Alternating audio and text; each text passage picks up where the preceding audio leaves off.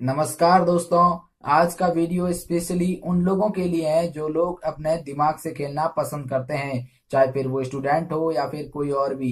क्योंकि आज के इस वीडियो में हम बात करने वाले हैं कि एक दीवार बनाने में उसके अंदर कितनी ईंटें लगती हैं। अगर आप ईंटें नहीं समझते तो कितने ब्रिक लगती हैं, पत्थर के ब्लॉक कितने लगते हैं, आज के इस वीडियो में हम इसी के बारे में बात करने वाले हैं। दोस्तों यहाँ पे मैं आपको कोई ज्यादा लॉन्ग कैलकुलेशंस नहीं बताने वाला हूँ या फिर कोई फॉर्मूला नहीं बताने वाला हूँ। बस एक सिंपल सी देसी ट्रिक बताने वाला हूं जो मेरी खुद की बनाई गई है, और उसी को ध्यान में रखते हुए हम ये सारा काम करेंगे, ये सारी की सारी कैलकुलेशंस करेंगे। तो आखिर ये कैलकुलेशंस कैसे होती हैं, कैसे पता करें एक देसी ट्रिक से कि एक दीवार में कितनी ईंटें लगेगी, जानने के लिए आप इस वीडियो को एंड तक जरूर देखिए। सब्सक्राइब कीजिए हमारे YouTube चैनल को और साथ ही साथ इस बेल के आइकन को दबाएं ताकि हम जो भी नई वीडियो अपलोड करें उसकी नोटिफिकेशन सबसे पहले आपके पास आए।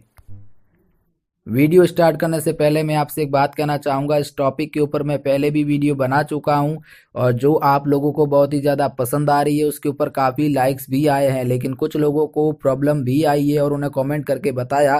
तो उन्हीं कमेंट्स को ध्यान में रखते हुए मैंने ये वीडियो एक बार फिर बनाया है, जहाँ पे मैं आपको और भी ईजी भाषा में सब कुछ आपके डाउट्स क्लियर करने वाला हूँ।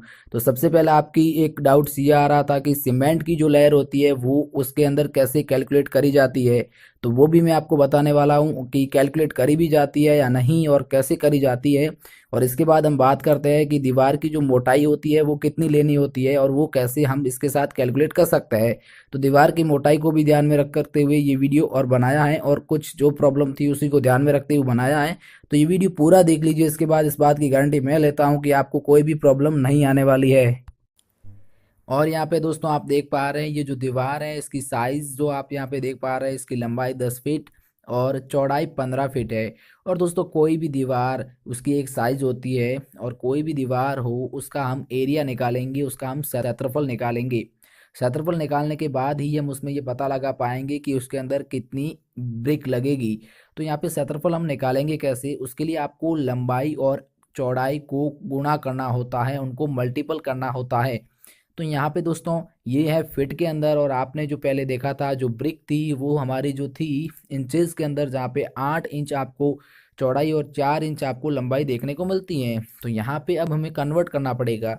तो दोस्तों जैसे देखा आप देख पा रहे हैं, एक बार कन्वर्ट करने के मैं आपको दो तरीके बताऊंगा, ध्यान में रख लीजिएगा। और यहाँ पे आप देख पाएंगे, सबसे पहले देखो इसकी लंबाई है वो 10 फीट है, और 10 फीट में कितने इंच होंगे वो आप देख सकते हैं। यानी कि 1 फीट के अंदर 12 इंच होते हैं, तो 10 फीट के अंदर 12 से हम मल्टीपल करते हैं तो 120 इंचेस निकल के आ रहे हैं।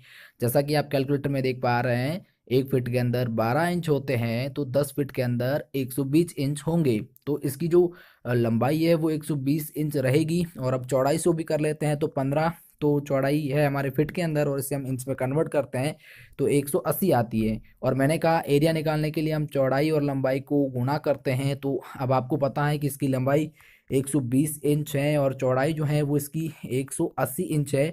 तो यानी कि स्क्वायर इंचेस के अंदर इसका एरिया निकल के आ रहा है 21,600। जैसा कि आप देख पा रहे हैं, इंच के अंदर हमने निकाला है एरिया, और वो भी स्क्वायर के अंदर है, ध्यान में रखिएगा।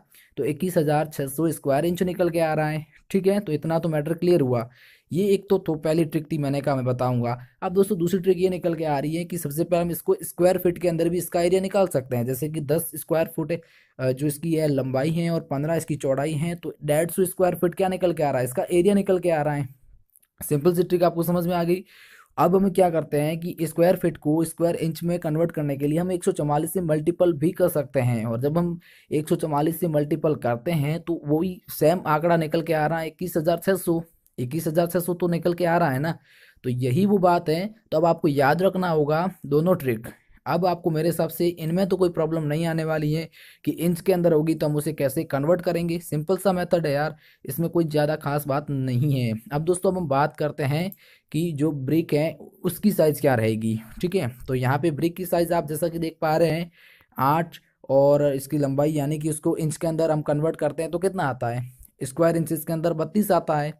सिंपल है, 32 आता है। और अब हम क्या करेंगे कि जो हमने दीवार का 21,600 जो निकाला था, यानी ये दीवार का एरिया है, और दीवार का एरिया के अंदर हम ब्रिक का जो एरिया होता है उसे हम डिवाइड कर देंगे, उसमें उसका भाग दे देंगे। तो अब जैसे ही 32 का भाग देते हैं तो 675 क्या निकल के आ रहा है, उसका आंसर निकल के आ रहा है। यानी कि हमें जो है वो 10 फीट बाई 15 फीट की जो दीवार बनाने के लिए 8 बाई 4 इंचेस की जो ब्रिक लगेगी वो 675 है।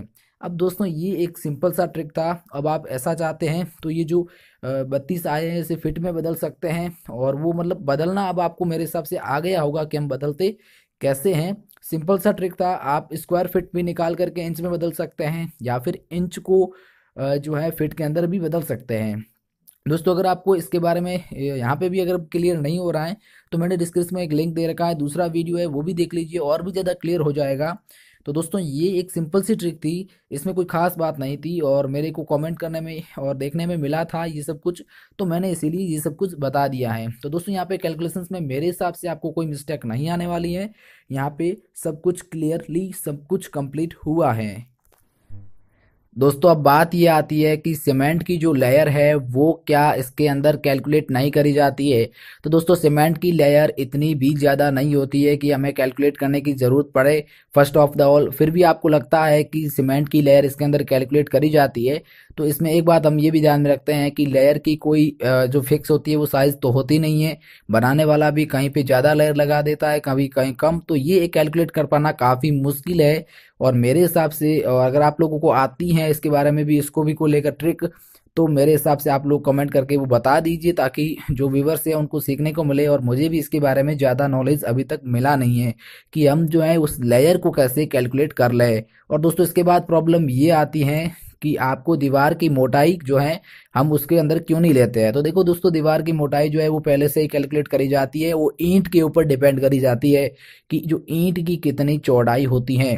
जहाँ दोस्तों वही सेम से प्रोफेशनल लगेगा कि जो ईंट की जो मोटाई होती है ना वही रहती है। कुछ बंदा जो क्या करता है कि वो एक ईंट के ऊपर एक ईंट रख करके भी बना लेता है, और कुछ बंदे क्या करते हैं दो ईंट आसपास में रख करके फिर उसके ऊपर दो ईंट और दो ईंटों को लेकर के दीवार बनाई जाती है। तो वो फिक्स है कि जो ईंट की मोटाई रहेगी, और ईंट की मोटाई के साथ ही जो दीवार की मोटाई कैलकुलेट करी जाती है। यानी कि अगर आप एक ईंट के ऊपर एक ईंट रखते हैं तो ये ट्रिक काम आ जाएगी, और अगर आप डबल ईंट रख करके दीवार जो है बनाते हैं तो उसके लिए आपको सिंपल सा है कि डबल ईंटें लगेंगी जो आप कहते हैं, तो वो एक फिक्स है कि डबल ईंटें लग जाएगी। दोस्तों उम्मीद करूंगा ये सारे डाउट्स आपके क्लियर हो गए होंगे, और अभी भी आपको कुछ डाउट है तो प्लीज़ कमेंट करके बता दीजिएगा, मैं उसका रिप्लाई ज़रूर दूंगा। दोस्तों उम्मीद करूंगा ये सिंपल सी भाषा में आपको वीडियो पसंद आएगा। अगर पसंद आता है तो इस वीडियो को जितना हो सके शेयर कीजिए, लाइक कीजिए, और मैं और इसी बारे में ज़्यादा क्या कहूँ, हमारे यूट्यूब चैनल को सब्सक्राइब कीजिए। दोस्तों हम मिलता हूँ अगले वीडियो में, और तब तक के लिए मैं आपको कहूँगा बाय बाय।